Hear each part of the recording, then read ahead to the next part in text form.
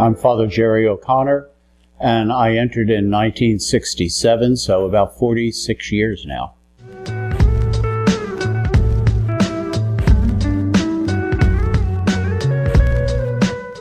Well, I think the main thing that had me interested in entering this society was more the inspiration of individual Jesuits.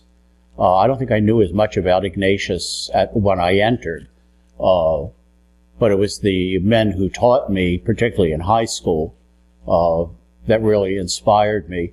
But I think then as I got to know more about Ignatius, I think the timelessness of his teaching, that his approach to spirituality, his approach to building a relationship with God, isn't really dependent on any time period.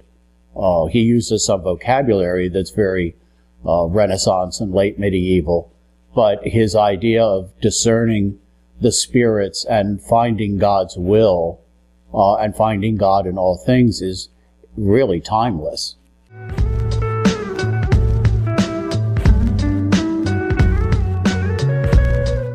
Oh goodness. I guess most of my classes know I love science fiction. Read a lot of science fiction, particularly alternate history. Joe McCluskey and I trade books back and forth on that.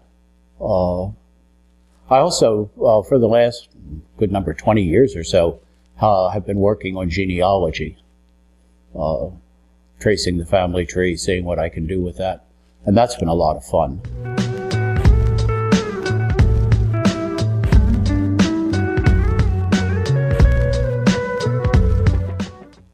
I hope all the kids will consider a vocation to the society.